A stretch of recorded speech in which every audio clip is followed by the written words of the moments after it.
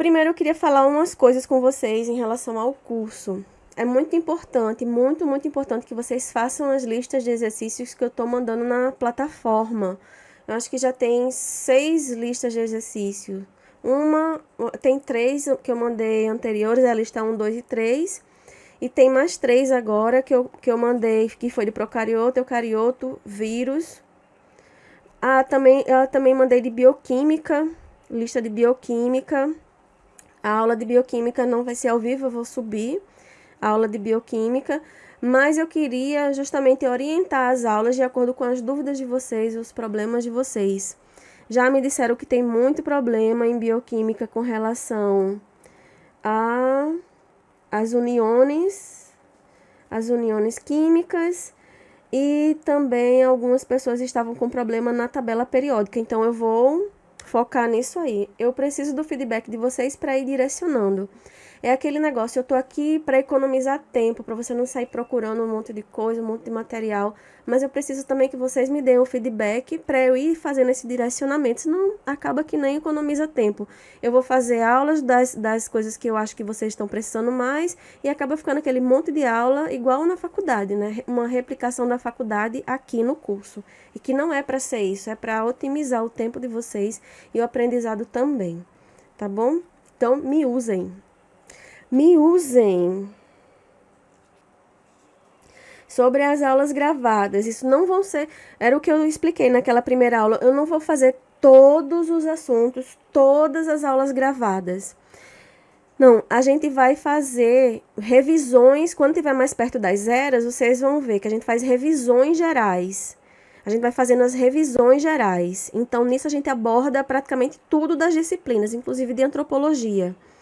Mas não vão ter aulas gravadas de todos os assuntos, pelo menos agora, nessa mudança da plataforma, que do ano passado para esse eu dei uma mudada na plataforma, para melhorar a questão das aulas, fazer aulas mais enxutas, mais diretas e mais direcionada para a dificuldade de vocês. E não aquele montão de aula que você entra e você fica perdido naquele rumo de aula e tem as aulas da faculdade, as aulas do curso, não. A gente precisa estudar de forma smart, como eu coloquei na primeira aula. Vamos direcionar isso aí. Então, eu preciso, por exemplo, se você estiver resolvendo a lista de exercícios, você me vir com a questão, eu não consegui resolver esse assunto, aí então o que a gente faz? A gente resolve a questão. Se não sanou a dúvida na questão, a gente volta um pouquinho. Mas se você está com dúvida no X, você não vai precisar assistir a aula do A, B, C, D para chegar no X. Mas pode acontecer de que aquele X dependa da aula do ABC. Então, aí sim, a gente volta. Entendeu? Então, a gente vai direcionando esse fluxo. E podem ficar tranquilos que vão ter mais aulas, sim, na plataforma. Eu cheguei de viagem agora, que eu precisei voltar em casa, e as coisas saíram um pouquinho do cronograma, mas pode ficar tranquilo que tá tudo já organizando e vocês não vão perder nada, porque eu estou sempre disponível, WhatsApp, Instagram, eu não fico olhando o dia todo, mas eu tenho vários horários durante o dia que eu atendo, que eu respondo, faço tudo. E eu preciso que vocês eu preciso que vocês façam essas listas, que vocês me dêem o feedback para a gente ir direcionando isso aí. Não, hoje a gente não vai fazer lista, hoje é aula de procariotos, que eu quero dar uma aula para isso ficar bem fixado, que é um assunto muito importante, que ainda tem muita gente que confunde isso aí. Exato, Lucas, você não encontra no livro, porque a gente vai abordar isso aí. Então, vou fazer um resumo de como você resolver essas listas. Eu acho que eu não abri na plataforma o vídeo de como resolver as listas. Eu acho que está no outro curso. Me lembre que eu coloco nesse curso aqui também. Primeiro, eu mando a lista. Você vai responder tudo aquilo que você sabe. Tudo aquilo que você sabe, você vai responder sem olhar em alguma fonte. Você responde aquilo ali, confia na sua cabeça. Você vai responder. E vai deixar marcado... Você vai botar 2 marcações na prova, nas listas. Uma marcação tenho dúvida, e ser o mais específico possível. Tenho dúvida em tal letra, se é isso, seja específico, porque depois quando você for revisar ou tirar a dúvida, você não vai lembrar qual é a dúvida. A gente sempre esquece. Seja específico na sua dúvida. E você vai marcar também com alguma outra marcação que você quiser, ou com cor, com letra, ou um número, aquelas questões que você não tem noção do que é. Bota lá, essa eu não sei. E principalmente essas que você não tem ideia, que você não sabe, você vai passar para mim. E as que você tem dúvida, você vai pesquisar. Você vai procurar. Agora você não precisa, por exemplo, folhear livros. Se você tem livro em PDF, melhor ainda. Se for aqueles livros que escaneia e que você consegue procurar. Então você clica Ctrl F. Aí você digita a palavra que você quer para você ir catando no livro o que vai aparecendo. Ou então você olha nos seus resumos da aula, você procura materiais confiáveis. Nada de estar olhando em Wikipédia, tá? Se não encontrar, vem para mim e traz a dúvida pontual. Traz a dúvida pontual para não ficar abrangendo tudo, entendeu? Para você ser objetivo, para você ser pontual. Aí dizer, não, você quer enxugar o conteúdo que eu tô estudando? O ideal seria que a gente lesse, estudasse e revisasse todos os capítulos que os professores dizem para a gente fazer isso. Mas não é possível. Mas vocês vão ver que não é possível. E quanto mais perto da final, mais impossível vai ficando. Então, a gente vai facilitando isso, a gente vai resumindo, enxugando, para que aquele montão de informação você saiba se localizar. Primeiro, entender o básico daquilo, aquela espinha dorsal. Depois que você entende a espinha dorsal, aí você pode ir se aprofundando.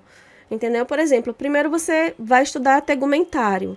Você entende o que é tegumentário. Você entende quais são as camadas da pele. Aí depois que você entende isso, tem os estratos também. Depois tem os corpúsculos que tem lá, os receptores sensitivos. E depois, o que é que cada um faz? Mas não adianta você querer abarcar o assunto todo de uma vez, vou estudar tegumentário. Aí começa a estudar, aí função de célula, o que cada uma faz, onde é que tem glândula, onde não tem glândula, onde a glândula se encaixa, folículo piloso. Não, vamos estudar de uma forma que a gente consiga fazer primeiro a espinha dorsal, que seria a nossa base, e depois sim a gente vai aprofundando. Até mesmo porque tudo que vocês estão vendo agora no pré-grado, vocês vão ver mais aprofundado nos outros anos também. Então é muito importante fazer esse pré-grado bem feito, para sofrer menos lá na frente. Claro, eu sempre procuro focar nas coisas mais importantes. Aí quando a gente vai tendo um tempinho, eu vou pincelando outras coisas para ir agregando no conhecimento. Mas todas as questões que eu mando para vocês são de parciais, eras, finais, recuperatórios anteriores. Por isso que eu sempre peço, me mandem material. Porque esse material foi que eu fui construindo ao longo das aulas que eu fui dando. Todo mundo me mandava uma questão, eu guardava, já organizava. Então, todas as questões que eu mando para vocês são de era, final, parcial, recuperatório. Então, presta atenção, que isso faz parte do banco de dados da Barceló. E mesmo que aquela questão não esteja ipsis literis ali, do mesmo jeitinho, ela vai aparecer de alguma forma, porque é o que geralmente os professores pedem. E não adianta a gente estar abrangendo, querendo fazer tudo perfeito e acabar não se dando bem na prova, porque o que vai levar vocês para o segundo ano é se dar bem na prova. E, infelizmente, né, que a gente vê que a avaliação, de uma forma geral, ela é falha. E na Barceló é falha também. Mas que a gente precisa se sair bem numa prova para ir para o segundo, depois para o terceiro, depois para o quarto. Então, vamos direcionar de uma forma que a gente aprenda o máximo possível e que também se prepare para a prova, que é a prova que vai fazer você estar lá dentro. Não adianta você saber todos os assuntos e não saber responder as questões. Então, vamos começar. Hoje a gente vai ver procariotos. Vou subir também uma aula só de eucariotos e vírus. Vou fazer de tudo para as aulas ficarem o mais curtinha possível, ou coisas que forem maiores eu vou fracionando.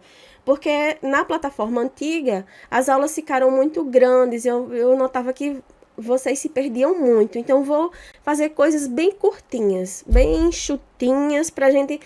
Você precisou de um assunto, bateu o olho, já tá lá, tá bom? Então, procariotos. Tudo que é pró é antes, é mais primitivo. Então, a gente tem a classificação dos procariotos e dos eucariotos. Os procariotos, eles são divididos em bactéria e árquea. Aqui lembra aquela árvore, né, filogenética que vocês viam no ensino médio? Isso aqui é aquela árvore filogenética. Então, todos no raminho, todo vindo de uma origem só, um ancestral comum, e aqui se divide.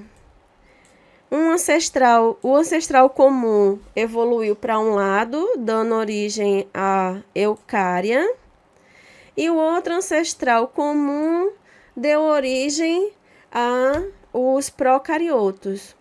Procariotos, que são aqueles seres que não têm um material genético delimitado por uma membrana. E essa membrana que delimita o material genético se chama carioteca. Então, aqui a gente tem os procariotos e aqui o eucária, que envolve todos esses seres. E estamos aqui nos animais. Também estão os fungos, plantas, né? Então, os mais importantes são animais, fungos, plantas. E aqui nos procariotos, as bactérias e árquea. Qual a diferença? Eles são quase iguais, só que árquea, elas são bactérias mais simples e elas são chamadas extremófilas. Elas conseguem estar onde ninguém quer estar, onde ninguém pode estar. Como, por exemplo, existem bactérias árquea que estão em lugares extremamente quentes ou extremamente frios, em geleiras. Dizem que tem árquea até no sol. Bem, não sei, né? Vamos ver. Então, começando aqui. Se a gente colocasse o tempo da Terra em 24 horas, as bactérias, elas iam surgir mais ou menos às 5 horas da manhã. Os dinossauros, mais ou menos às 10 horas da manhã. Quer dizer, às 10 horas da noite. E a gente, lá no finalzinho, quase meia-noite, se fosse um tempo de 24 horas. Ou seja, a gente é muito recente. Olha só, no início dos tempos, já tinha essas bactérias, já tinha esses seres mais simples. E a gente só foi surgir lá no finalzinho, lá na raba da gata. Uma coisa muito importante também é a questão da escala de tamanho. Se a gente pensar, a maior célula que a gente tem no corpo, quer dizer, no corpo da mulher, né, que o homem não tem, é o nosso óvulo. O óvulo é uma célula gigantesca, gigantesca, gigantesca. E a gente não consegue ver a olho nu essa célula. Se você pegar um lápis grafite, uma lapiseira 0,5, fizer um pontinho no papel, aquele pontinho ainda vai ser... Estava falando do óvulo. Então, o óvulo, que é a nossa maior célula, mesmo assim ela é microscópica, a gente não consegue enxergar a olho nu. A resolução do olho humano é muito pequenininha.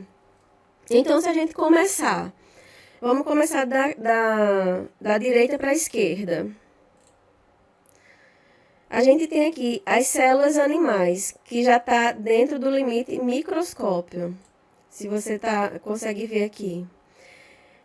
Aí depois chegam as bactérias. Está dizendo que aqui também já é no microscópio eletrônico, mas a gente consegue ver no microscópio muito bom, que não diga-se de passagem, não são os microscópios da faculdade, né? Que a gente consegue ver as bactérias, mas a gente não consegue ver dentro da bactéria, a gente vê só o contorno da bactéria. A gente não consegue ver a bactéria e consegue também ver algumas organelas, tipo um cloroplasto, que é enorme. Um cloroplasto que é enorme, a gente consegue ver, sim. Mas Por exemplo, um vírus a gente já não consegue ver nem no microscópio comum, que é o microscópio de luz ou microscópio óptico. Vírus a gente já não consegue ver. O vírus é tão menor do que a bactéria que alguns vírus eles parasitam as bactérias. Então, por isso que os vírus são bem menores do que as bactérias. A gente vai ter na noção. Aqui já se encontram algumas proteínas. Lembra, proteínas é aquele monte de aminoácido. Depois, os lipídios, como, por exemplo, aqui está mostrando como exemplo os lipídios que fazem parte da membrana plasmática. Esses fosfolipídios, que são os que têm a cabecinha e as duas perninhas.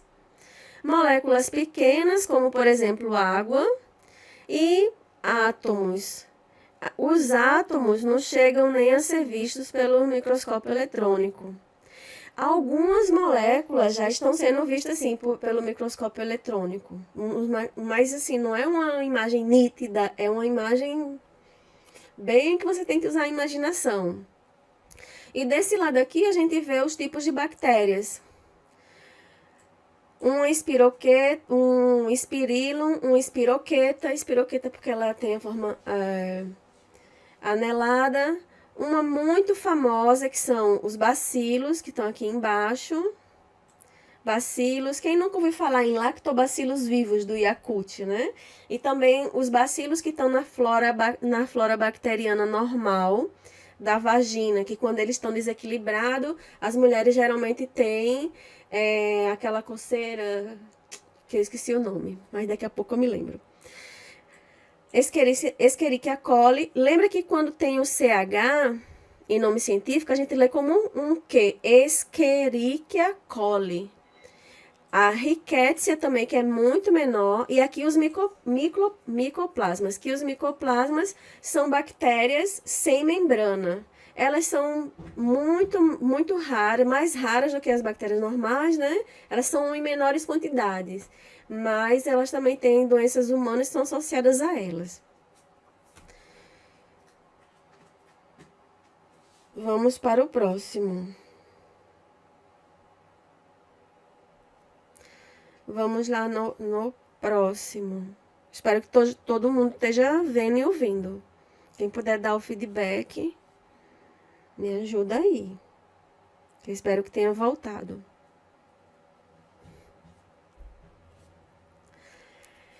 Essas bactérias apresentam uma morfologia delas.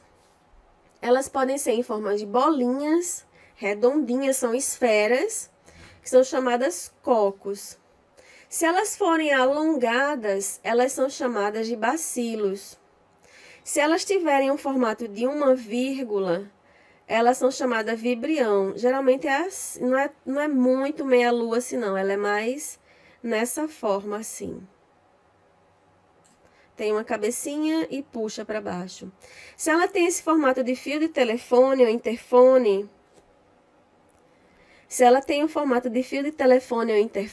ela é chamada de espirilo. Então, cocos são as esferas, bacilos alongadinhos, como se fosse um bastão, vibrião, uma vírgula, espirilo, que são os que têm como um fio de telefone. Só que os cocos, além deles serem organizados como cocos, eles ainda têm uma suborganização. Esses cocos podem ser cocos isolados, que são só cocos. Se eles se juntarem de 2 em 2, eles são chamados de diplococos. Se eles fizerem filinhas, esses cocos forem organizados em filinhas, eles são chamados streptococos. Já se eles tiverem um formato tipo um cacho de uva, eles são chamados de estafilococos. Tá? Estrepto forma fila e o estáfilo forma cacho. Então, essa organização de diplococos, estafilococos e streptococos é só para os cocos. Os bacilos, às vezes, podem se organizar também de 2 em 2 ou então em filinha, como o streptococo. Os espirilos e vibriões, não. Aqui está uma fotomicrografia de um bacilo, que realmente tem essa forminha, tá vendo? De um bastão. Aqui são bacilos. E isso aqui no meio não é núcleo, tá? Isso aqui pode ter sido material genético ou algo que a célula englobou. A gente tem os estafilococos, que são os cachinhos de uva. A gente vê ele bem formadinho aqui, cachinho de uva. Aqui uma célula isolada, mas talvez porque ela tenha saído da colônia. Mas a gente vê de uma maneira geral que eles estão formando os cachinhos. Essa é uma visão que a gente tem das bactérias em microscópio óptico. Essa daqui é a maior visão. A gente não consegue ver as ultraestruturas delas, como as organelas, que na verdade organela de bactéria é só ribossomo, né? A gente não consegue ver os ribossomos, material genético, não. A gente só vê uma bolinha, que é a delimitação do citoplasma dela. Isso é a bactéria, tá? Para ver melhor, essa bactéria tem que ser microscópio eletrônico. E a célula procariótica, de uma maneira geral, como ela é? A grande maioria das células procarióticas vai ter uma parede celular. Algumas têm cápsula também. Tem uma membrana. E o material genético solto no citoplasma. Geralmente, também ela tem uma invaginação da membrana interna que substitui a mitocôndria, porque os procariotos não têm mitocôndria. Pode ter um flagelo ou mais de um flagelo. Isso aqui é um modelo estándar de procarioto. Eles não são todos assim, eles variam muito também. E o DNA, né, que fica aqui, disperso no citoplasma, um plasmídio. E o que é um plasmídio? O plasmídio é uma forma de resistência da bactéria. A gente vai ver como é interessante um plasmídio, tá? Então, essa daqui é a imagem que fica de uma célula procariótica. E o DNA solto aqui no núcleo. Essas bolinhas são os ribossomos, que é a única, entre aspas, organela que a célula procariótica vai ter. E os ribossomos servem para síntese de proteína. Os plasmídios, que era aquilo que eu mostrei no slide anterior, que é isso aqui, para que eles servem? Eles são pequenos cromossomos circulares que podem ser transferidos entre uma bactéria e outra. Ou seja, tem duas bactérias lá no meio. Aí uma bactéria chega para outra e diz: usaram um antibiótico que está matando toda a minha família. Aí outra bactéria diz: eu tenho uma resistência para esse antibiótico. Aí pega e passa esse plasmídio para outra bactéria. E essa bactéria começa a ter resistência a esse antibiótico também. É um modelo de resistência. Aí, qual vai ser a diferença das células procarióticas para as eucarióticas? Bastante importante essa divisão. Se você confunde células procarióticas com células eucarióticas, é só lembrar o seguinte: eu sou o quê? Eu sou eucarioto. Então, você não esquece nunca mais. E eucarioto significa que você tem um material genético isolado, delimitado por uma membrana chamada carioteca. Então, eu sou eucarioto. Eu tenho o núcleo, a membrana, o material genético delimitado pela carioteca. Então, o núcleo nos procariontes está ausente, o material genético está lá disperso no citoplasma. Nos eucariotos está presente, o material genético DNA fica lá encerrado no núcleo. Cromossomo nos procariotos é um cromossomo circular, muito mais simples do que nos eucariotos. Nos eucariotos, linear e vários. Por que vários? A gente tem vários cromossomos e ainda tem o DNA, que é o DNA grande, que é o que fica dentro do núcleo, e o DNA pequeno, que é o que fica dentro das mitocôndrias. Mitocôndrias e cloroplastos estão ausentes no procariotos. Na verdade, não só mitocôndrias e cloroplastos. todas as outras organelas estão ausentes, porque são as organelas que a gente chama organelas membranosas, mitocôndria, cloroplástico, retículo endoplasmático, complexo de Golgi. Então, tá tudo ausente nos procariotos, só vai ter nos eucariotos. Meiose, os procariotos não fazem. Lembra o que é meiose? Meiose, meio. Na meiose, o número de cromossomos é reduzido ao meio. E para que serve a meiose? Para produzir células sexuais, no caso dos seres humanos, o óvulo e o espermatozoide. Como não existe a produção de células sexuais para se encontrar nas bactérias, então não tem sentido ela fazer meiose. Ela só faz mitose. A mitose, a célula que dá origem a duas, tem a célula mãe tem X cromossomos, as duas células filhas vão ter X cromossomos. Se tivesse meiose, uma bactéria com X cromossomos daria origem a duas bactérias com meio X cromossomo, a metade do número normal. Então, elas não fazem meiose. Parede celular é feita de peptidoglicano nas bactérias e de vários tipos nas arqueias. Nos eucariotos pode ser de celulose, no caso das plantas, e de quitina, no caso dos fungos e de alguns animais, como no caso dos artrópodes. Como, por exemplo, você está em casa lá estudando e de repente vê uma baratinha. Você pega a chinela Schlepp, aí faz crack. Aquele crack você está quebrando a proteção dela de quitina. Retículo endoplasmático rugoso. Não tem nos procariotos, só vai ter nos eucariotos. Também não tem retículo endoplasmático liso. Nenhuma membrana, nenhuma organela membranosa vai ter nos procariotos. Só nos eucariotos. As bactérias, elas podem se reproduzir por reprodução sexuada ou por reprodução assexuada. Os plasmídios são variáveis porque eles podem passar, eles têm uma combinação de gene muito variável. Eles não vão todos por exemplo, pego 10 plasmídios. Esses 10 plasmídios podem ter uma combinação de gene, 10 combinações de gene.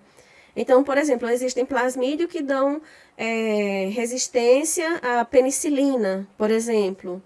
Ou existem plasmídios que dão resistência a outro tipo de antibiótico. Então, eles são completamente variados. E é justamente essa variação dos plasmídios que fazem com que as bactérias tenham tanta resistência, tanta variabilidade de resistência. Porque as bactérias podem... Certo que as bactérias, a maioria se divide por fissão binária, que é o que está aparecendo agora na tela de vocês. E o que é a fissão binária? É uma reprodução que é assexuada. E o que significa se a reprodução é sexuada ou assexuada? Isso não tem nada a ver com sexo, o ato sexual em si. O que diz se uma reprodução é sexuada ou assexuada é a combinação, a troca de material genético. Um exemplo de reprodução sexuada sem sexo acontece nos peixes. Por exemplo, como acontece essa reprodução sexuada nos peixes? A fêmea deixa os óvulos lá no substrato, vem o macho e solta uma chuva de espermatozoide. Isso é uma reprodução sexuada. Houve mistura, mescla de material genético, os óvulos da fêmea, os espermatozoides do macho, mas não teve sexo. Então, reprodução sexuada não tem nada a ver com sexo, tem a ver com a mistura do material genético. A fissão binária nas bactérias é um tipo de reprodução assexuada. A reprodução assexuada forma clones. Então, essa célula mãe aqui vai dar origem a duas células filhas que são clones da primeira. Então, aqui no número 4, a gente tem as duas células filhas. Elas são geneticamente iguais à primeira célula. Qual o problema, qual a vantagem e qual a desvantagem das bactérias se reproduzirem, na sua grande maioria das vezes, por fissão binária? A grande vantagem é a divisão é extremamente rápida. Como, por exemplo, você à tarde sentiu a garganta coçar. Acho que eu tenho alguma coisa na garganta. Uma hora depois, você já tá que você não consegue nem falar. Se for uma infecção bacteriana mesmo. Por quê? Porque as células, se uma bactéria, uma só, tiver lá na sua garganta, em 20 minutos são 2, em 40 minutos são 4. Em mais 20 minutos, em 1 hora, as 4 viraram 8. Só que nunca é uma só, são milhares. Então, digamos, se 1 milhão de bactérias contaminou sua garganta, daqui a 20 minutos você vai ter 2 milhões de bactérias contaminando sua garganta. Daqui a 40 minutos são 4 milhões de bactérias. Então, o crescimento é assim, exponencial. Exponencial. Essa é a grande vantagem da reprodução assexuada. Qual é a desvantagem da reprodução assexuada? Essa bactéria mãe é geneticamente igual a todas as bactérias filhas. Então, um antibiótico que serve para essa bactéria vai servir para todas as outras, e todas as outras vão morrer. Aí daí a importância de vocês, como médicos, sempre orientarem quando passarem antibiótico. Porque, geralmente, na primeira tomada do antibiótico, a pessoa já se sente melhor. Aí, o que que faz? Aí, esqueci. E o antibiótico tem que tomar na horinha certa, na dose certa e no tempo certo. Por quê? Se você atrasa a tomada, essa bactéria tem o tempo de se reproduzir. Se você para o tratamento quando acha que tá bom, você não matou todas as bactérias. E geralmente as que não são mortas logo no início do tratamento são as que são mais resistentes. Então você tem que tomar um antibiótico cada vez mais forte, até chegar a um ponto que nenhum antibiótico vai matar as bactérias que estão aparecendo. Então, por isso que a orientação na tomada do antibiótico é tão importante. Aqui no Brasil tem, que eu estou no Brasil, aqui no Brasil tem restrição de compra de antibiótico, mas na Argentina não tem. Qualquer pessoa pode chegar na farmácia e comprar um remédio que seja de antibiótico. Então, isso é um grande problema. Futuramente, eu acredito que lá vai ser proibido também, por causa do uso indiscriminado. Aqui é uma fotografia de microscópio mostrando essa fissão binária. Então, aqui a bactéria duplica seu material genético, duplica tudo que ela tem e se depois divide ao meio. Mas assim, a bactéria não se divide só por fissão binária, né? Ela também tem as estratégias dela, como, por exemplo, a conjugação, transformação e transdução. Esses são os 3 mecanismos que a bactéria utiliza para adquirir variação genética. Porque se ela não adquirir variação genética, ela fica muito suscetível ao meio. É por isso também que a questão da clonagem é muito repensada, porque acaba um pouco com a variedade, né? Não estou falando de clonagem de seres humanos, estou falando de coisas mais simples. Por exemplo, um milho clonado, né? Algo assim, nesse nível, um milho clonado. Aquele milho, como não tem variabilidade genética, uma praga que tiver naquele milho vai interferir na colheita inteira. Outra coisa também da variação genética é a mutação, que é uma coisa natural de todos os seres vivos. E o que é a mutação? É a mudança de algo no nosso genoma. Pode ser uma base nitrogenada que foi colocada de maneira equivocada, pode ser uma adição de uma base nitrogenada, pode ser uma deleção de uma base nitrogenada. Então, tudo que muda o genoma é considerado mutação, e as mutações são naturais. Inclusive, nossas células estão se dividindo nesse exato momento e com certeza alguma mutação ocorre. Só que a gente tem todo um mecanismo de reparo de mutações. E muitas vezes, quando essas mutações ocorrem, desencadeia o famoso câncer. O primeiro mecanismo de variabilidade genética que as células têm, que é a conjugação, que é aquilo que a gente estava falando lá na frente, o plasmídio. Então, o que acontece? Nesse mecanismo de conjugação, Conjugar é juntar duas coisas. Nesse mecanismo de conjugação, eu vou ter uma bactéria que ela é doadora e uma bactéria que é receptora, que chama também bactéria fêmea receptora e a bactéria macha doadora. Mas muita gente não gosta desses termos, né? Então, vamos na doadora e na receptora. Elas vão emitir um peeling sexual. É como se fosse uma prolongação da membrana com a parede celular dela. Esse peeling sexual vai fazer uma ponte. O plasmídio vai se duplicar e a bactéria doadora vai passar o plasmídio para a receptora.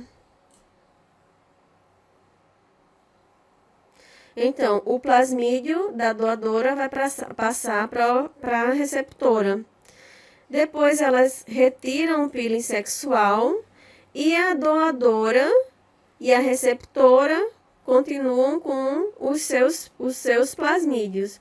Ou seja, a resistência que a bactéria doadora tinha passou para a bactéria receptora. Isso acontece muito na relação com antibióticos. A relação dos ribossomos que pode cair na era, como vocês vão ver só a questão das organelas, não vou ver as funções, pode ser que esteja perguntando, por exemplo, qual é a organela responsável pela produção de proteínas, que tem questão falando sobre isso. A gente tem questões tanto no nível hard quanto no nível mais fácil. Então, tem que garantir de todo jeito essas questões fáceis, fazer bem a base. Porque aí, quando essa base está bem feita, aí vai aquele negócio. Você faz a coluna dorsal e depois você vai ramificando. Então, falou em ribossomo, sempre é síntese proteica. É o ribossomo que faz a síntese proteica. Então, por isso que tem tanto em procariotos quanto em eucariotos. Porque todo ser vivo precisa produzir proteína. Então, eles precisam de ribossomos.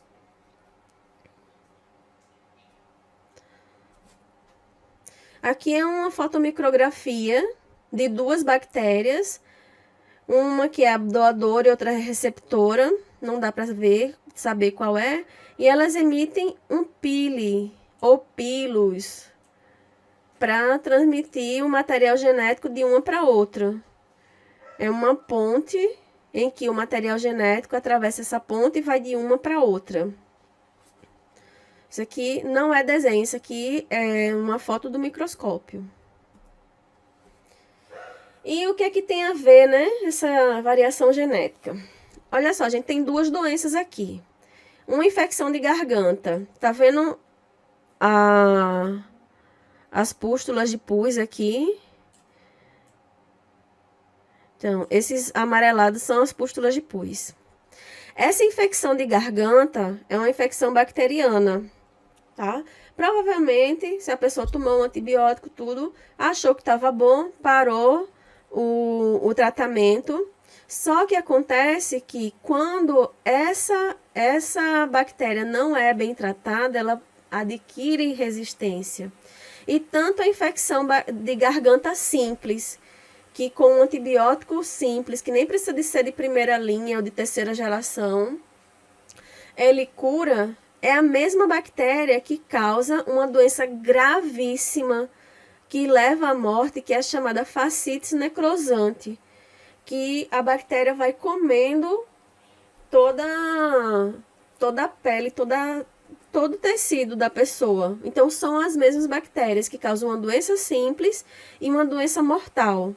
Então, qual é a diferença dela? A diferença das duas é justamente que a que causou a fascite necrosante recebeu essa resistência. E provavelmente aconteceu por uma doença simples não tratada, uma dor de garganta não tratada, algo que começou a tomar antibiótico, parou e aquelas resistentes começaram a se multiplicar. Outra forma de variabilidade genética, transformação. A gente viu uma forma de variabilidade genética, foi a conjugação. Uma bactéria se conjuga com a outra e passa material genético. A próxima forma é a transformação. Porque é um material genético que vai transformar o outro material genético. Ele não vai adicionar, como na conjugação, ele vai transformar. Por que vai transformar? Eu tenho aqui uma bactéria íntegra e uma bactéria que morreu. Essa bactéria morreu. Quando ela morreu, perdeu as suas membranas, né? Geralmente sofre lise, quebra as membranas e o material genético dela fica solto no meio. Só que a bactéria que estava viva, espertinha, pensou: vou incorporar algum DNA desse para ficar lá com meus superpoderes, né? Então, algumas partes do DNA da bactéria que morreu são incorporadas na bactéria que estava viva lá. Então, os superpoderes que a bactéria que morreu tinha são incorporados na bactéria nova. Isso se chama transformação, porque o DNA da bactéria que estava viva, a receptora, se transforma quando pega o DNA da bactéria que morreu, a doadora, tá? Então, na transformação, um pedaço do DNA é colocado no DNA principal da bactéria, que é diferente de lá da conjugação, em que um DNA extra é colocado na bactéria. A gente tem também a transdução. A transdução, a gente precisa de um vírus, que tem que ser um bacteriófago ou bacteriófago, que é um vírus que infecta a bactéria. Então, como acontece essa transdução? O bacteriófago, ele vai se acoplar na bactéria e liberar o genoma viral. Esse genoma viral vai começar a se incorporar, ele vai se incorporar no genoma da bactéria e dali ele vai fazer com que quando o genoma da bactéria se duplicar ou quando ele fabricar RNA para produzir proteína, o material genético do vírus também vai no embalo. Ele vai ser duplicado e vai fabricar as proteínas do vírus. Hoje em dia, esse tipo de mecanismo é muito usado. Deixa eu fechar aqui, por causa do cachorro.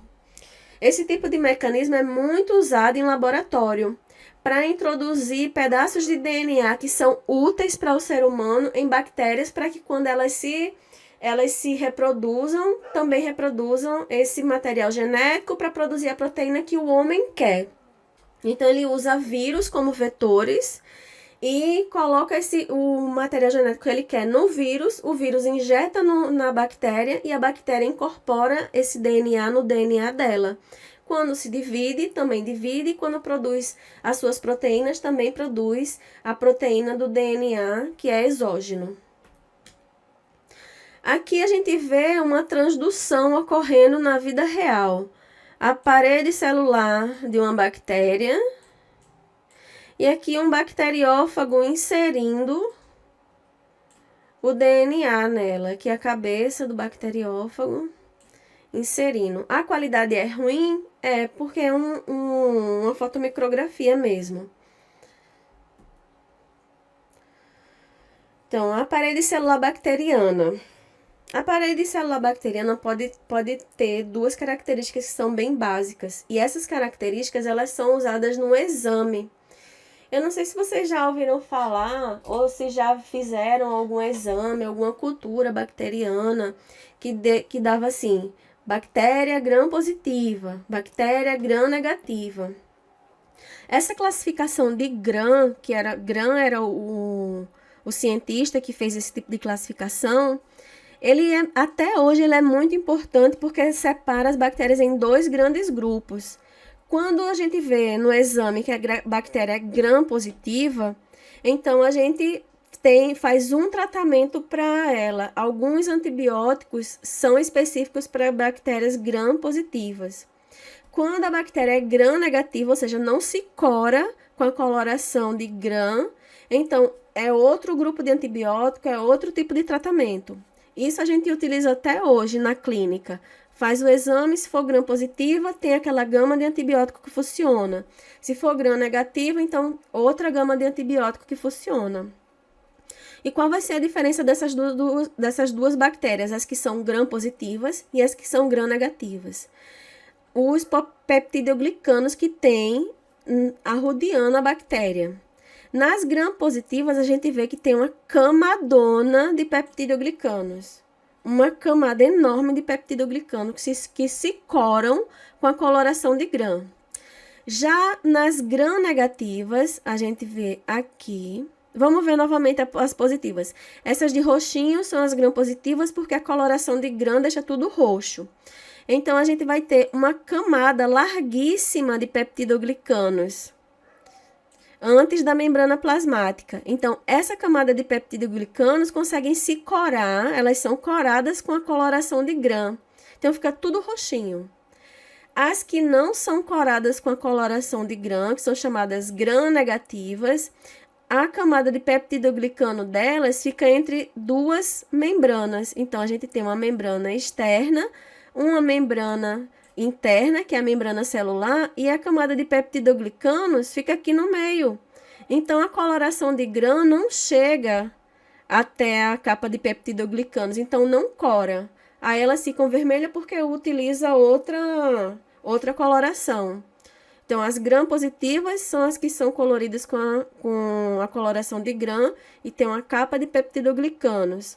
As gram-negativas não são coloridas com a coloração de gram e o peptidoglicano está embaixo da membrana externa. Essa é a diferença. Existem também as bactérias que não têm parede celular. Lembra que a gente viu na primeira imagem um padrão de bactéria com a parede celular, uma membrana, um flagelo. Mas existem algumas bactérias que não têm parede celular. As bactérias são super variadas. Como por exemplo os micoplasmas, fitoplasmas e os espiroplasmas. Nenhuma delas tem parede celular. Agora aqui, as árqueas. As árqueas, como eu tinha dito lá no início, são bactérias bem mais primitivas, mais raiz. Não é bactéria Nutella, é bactéria mais raiz. Por isso elas são chamadas de procariotos extremófilos. Extremo, de coisa extrema. Ou seja, elas vivem em ambientes extremos. Como, por exemplo, aqui a gente tem um geyser. Geyser é tipo um chuveiro de baixo para cima de água muito quente, muito quente. Tem bactéria que vive aqui, tomando banho nessas águas super quentes. Outro lugar de bactérias extremófilas, que são as árqueas, nas zonas abissais. Uma bactéria normal não ia conseguir sobreviver aqui, mas as árqueas, sim. Nunca duvide de uma árquea. E algumas bactérias, elas são chamadas bactérias esporogênicas. E o que são bactérias esporogênicas? Por exemplo, uma bactéria cai no solo, digamos, né? Lá no solo, seco, quente, não é um lugar propício para bactéria. A bactéria adora lugares úmidos. Se você quer acabar com bactéria, por exemplo, você está com suvaqueira, você está com CC, nenhum desodorante está dando vencimento. O que é que você tem que fazer? Lavar muito bem, secar muito bem e colocar algo que não deixe você ficar transpirando. Porque o que dá um mau cheiro são as bactérias que ficam nesse tipo de glândula sudorípara. Porque a gente tem 12 tipos de glândulas sudoríparas. Uma delas é a que dá o mau cheiro. Então, bota talco, coloca aquele leite de magnésia que mantém sequinho. No seco, a bactéria não sobrevive, tá? Mas existem algumas bactérias que formam esporos, que elas sobrevivem até nesses ambientes. Como é o caso da bactéria do tétano. O tétano, a bactéria do tétano, ela esporula e fica nos ambientes. Por isso que diz, cuidado no arame enferrujado que você pega um tétano. O problema não é o arame enferrujado, é o arame sujo. Porque você pode se cortar em alguma coisa que não esteja enferrujada, mas que esteja contaminado com os esporos do tétano. E como ela é uma bactéria anaeróbica, que ela não pode estar em meio com oxigênio para se desenvolver, quando ela entra no ferimento num lugar onde não tem oxigênio, que é úmido e que tem substrato para ela se alimentar, então ela começa a se reproduzir. Aí o que é que acontece? Aquela toxina que ela produz, ela dá uma chamada paralisia rígida. Ela causa uma rigidez nos músculos. As fibras dos músculos, elas vão e vêm. No tétano, elas vão e não vêm. Fica paralisada. É como se você estivesse fazendo uma força a todo momento. É uma doença gravíssima que, se não for tratada bem no início, com indução de coma e tudo, a pessoa não sobrevive, morre de parada respiratória. Já existe a doença que é o contrário do tétano, que no caso é o botulismo. O botulismo é uma paralisia flácida. Enquanto no tétano os músculos ficam rígidos, eles fazem a contração e não descontraem. No botulismo é o contrário, os músculos relaxam e não conseguem mais contrair, dando essa característica da face, os músculos relaxados. E geralmente a pessoa morre também por falência de cardiorrespiratória, porque os músculos que fazem a nossa respiração não conseguem se ativar para a pessoa respirar. Só que em relação ao botulismo, o ser humano teve uma ideia, né? Vamos usar essas toxinas para fazer tratamentos. E hoje em dia a toxina botulínica, que tem um nome comercial que é chamado Botox, é utilizado tanto para tratamento de espasmos, de contraturas musculares, quanto para tratamento estéticos. Então, isso aí foi uma adaptação do ser humano.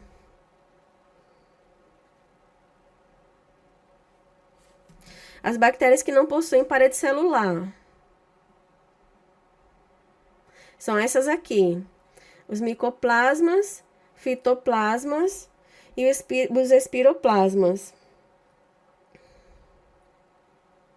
Mais importante para a gente são os micoplasmas.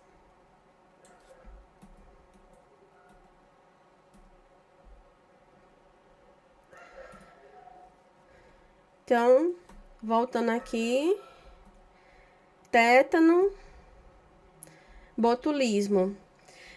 Geralmente de bactérias, as doenças que caem, eu já vi cair tétano, já vi cair também sífilis. Que a bactéria que causa sífilis é Treponema pallidum. Então, a bactéria que causa sífilis, a sífilis primeiro é uma manifestação de pele, é uma manifestação que com um antibiótico simples você cura, mas o que é que acontece? Se você não trata a sífilis, ela, como fala, né, popularmente, ela recolhe e você acha que você ficou bom, só que você não ficou bom. Quando o seu organismo der uma baixa na imunidade, ela volta. E geralmente ela volta avassaladora para o cérebro, para o sistema nervoso. E causa morte também. Muita gente morre de sífilis e houve um boom de sífilis na atualidade entre os jovens, tanto de sífilis quanto de AIDS. Né? Porque muitos jovens não acreditam mais tanto em doença, porque como os tratamentos hoje em dia são facilitados, desmistificou, né, esses monstros. Antes, nos anos 90, você ter AIDS significa que você ia morrer. AIDS não é doença bacteriana, AIDS é uma doença viral. Sífilis, a mesma coisa. Antes tinha um boom de sífilis, todo mundo tinha medo, mas aí depois que se popularizou o antibiótico que mata, o Treponema pálido, também as pessoas perderam medo e também não se previnem. Quem tiver alguma dúvida, algum questionamento, pode mandar, que eu vou dar mais um tempinho aqui no chat. Podem mandar também pelo WhatsApp, pelo Instagram. Quem usa Instagram, me segue, que eu sempre coloco dúvidas lá, eu sempre coloco perguntas, sempre estou atualizando alguma coisa. Quem não tem Instagram, deixa quieto, porque é melhor não ter. Ou então faz como tem um pessoal que faz, cria o Instagram e não avisa para os amigos, para não estar precisando estar seguindo amigo. Segue a faculdade, segue alguma notícia, segue o meu lá, né? O Anatomize 2.0, que o Instagram é esse aqui. Anatomize 2.0. E não fica seguindo gente, porque é um poço sem fundo. Principalmente se você clicar naquela lupinha. Então você passa 2 horas e você nem vê. Foi 2 horas do seu dia perdidas ali. Outra coisa, façam as listas de exercício. É primordial fazer as listas de exercício e me dar o feedback, tá? Logo, logo eu vou estar subindo a lista a aula dos eucariotos, dos vírus. Também vai estar saindo a de uniões químicas e o resumo da tabela periódica. Muitas coisas eu vou fazer baseada nos exercícios. Eu vou fazer a aula inversa. Eu não vou fazer a aula e depois a gente resolver os exercícios. Eu vou pegar aquela lista e vou basear a aula na lista. Então, por isso é importante vocês também me avisarem quais foram as alternativas que vocês não conseguiram fazer, porque aí eu faço a aula direcionada para isso. E algum tópico que ficou mais obscuro, eu faço a aula completa. Tá? Então vamos trabalhar nessa dinâmica, nisso aí. E confia que dá certo. Eu tenho 100% de aprovação até agora. Tenho 100% de aprovação. Só tem uma reprovação, mas que eu não vou nem contar, que foi uma menina que desistiu. Ela disse que não se adaptava, que queria aula, então deixei ela assistir as aulas dela. Não aprovou. Mas depois ela volta, que ela ainda não aprovou de novo. Ela volta. Mas eu tenho a metodologia, vamos seguir que vai dar certo, tá bom? E vocês têm muito tempo de cursada ainda. Teve gente que começou comigo, já estava perto da final e conseguiu se sair bem. Imagina vocês, que começaram agora. Tá tudo certo, vamos com tranquilidade, com consistência também, que dá certo. Precisa manter consistência, disciplina, precisa sim, principalmente para quem está no virtual. Quem está no virtual precisa de mais disciplina do que quem está presencial. Porque no virtual, às vezes, você liga a aula e fica na tentação. Vou tomar café enquanto eu estou assistindo aula, vou fazer isso enquanto estou estudando. Não, faz a sua disciplina mesmo. Bota seu horário, senta para estudar, como se você estivesse realmente indo para a faculdade. Então, seja disciplinado e constante. Não vai passar não sei quantos dias sem estudar, na véspera da prova pegar, vou estudar 5 horas seguidas. Não rola. Mantenha a constância e vai aumentando o ritmo e a intensidade aos poucos. A próxima aula, Lucas, de vírus e eucariotas, eu não vou dar ao vivo, eu vou subir na plataforma. Eu sei que você vai ter provinha na segunda, por isso que eu vou adiantar logo. E por isso também, não é só você que vai ter provinha na segunda, não. Tem outras comissões também, que eu tenho tudo anotado aqui na minha frente, as datas que vocês vão ter parciais e provas. Então, não é só você, não é só a comissão de vocês também que vai ter. Não é só a sua comissão que vai ter prova na segunda-feira, são outras também. Então, por isso, eu mandei com antecedência a lista de vírus, de vírus, procariotos e eucariotos, para vocês já irem fazendo. E daqui para amanhã eu subo essas aulas também, tá? E vou resolver os exercícios. E façam antes de ver as minhas resoluções. Resolução do exercício é o seguinte: olhou a lista toda, respondeu da sua cabeça. Depois, pega aquelas que você tem dúvida, vai pesquisar. Aqui não sabe para onde vai, tenta dar uma lida, tudo, fala comigo, a gente vai tirando as dúvidas. Se for o caso, faça até uma aula exclusiva daquilo ali, tá bom? Então, é assim que a gente vai seguindo. Não fica liberada no YouTube, essa aula é só para assinante. Como eu não consegui fazer pela plataforma porque faltou energia, eu vou deixar o YouTube salvar ela, aí depois eu pego e já deixo na plataforma. Mas hoje mesmo o YouTube renderiza rápido. Por isso que eu gosto de fazer pelo YouTube na plataforma, porque eu encerro a aula e imediatamente já está lá a aula disponível para vocês. Entendeu? Mas quando eu encerrar aqui, o YouTube renderiza. Aí, quando ele renderiza, já libera um link para mim que eu já coloco na plataforma. Aí, da plataforma, você tem acesso a hora que você quiser. Tá bom? Posso encerrar? Façam a lista para que essas listas estejam prontas antes de liberar a aula, tá? Eu vou resolver a lista pelas aulas e aprofundando onde for mais necessário.